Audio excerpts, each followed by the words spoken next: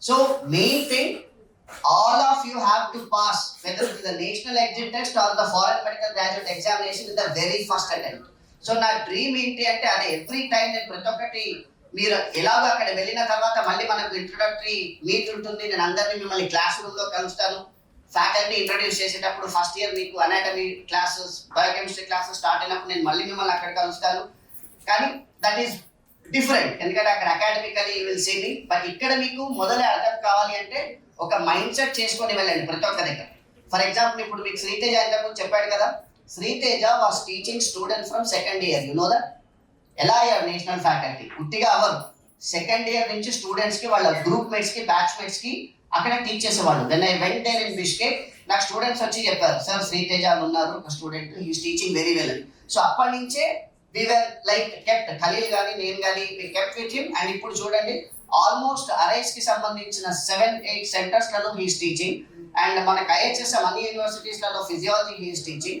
అంటే మీ ప్లేస్ లో కూర్చున్న వాళ్ళు ఇప్పుడు ఫ్రంట్ లో కూర్చొని మీకు స్పీచ్ ఇచ్చే పొజిషన్కి వచ్చారంటే how many people are looking like that. అంతేకాకుండా మన అల్యూమినై వాళ్ళు వచ్చారు. So I'm very happy to see such kind of a success. ఇంతకుముందు రామారావు గారు చెప్పినట్టు కూడా ప్రతి హాస్పిటల్లో చూసుకున్నా కూడా మన ఐహెచ్ఎస్ఎం కి సంబంధించిన స్టూడెంట్స్ అక్కడ ఉన్నారు. సో ఇదన్నీ జరగాలి అంటే it's up to you. As majority of the faculty said that whatever the parents are given you, దీనికన్నా ఎక్కువ ఇవ్వలేరు. ఇంకా already you are going at the age of 17 or 18. మీరు తిరిగి వచ్చేసరికి you will be somewhere around 23 or 24. అంటే adults అయి వస్తారు, ఒక మెచ్యూరిటీ లెవెల్ తోటి వస్తారు.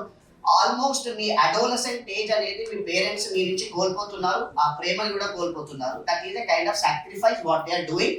So for that kind of a sacrifice and also the amount of love they are losing, the only thing what you can give back to them is the license to practice medicine in India. That is the gift what you have to give it to all your parents.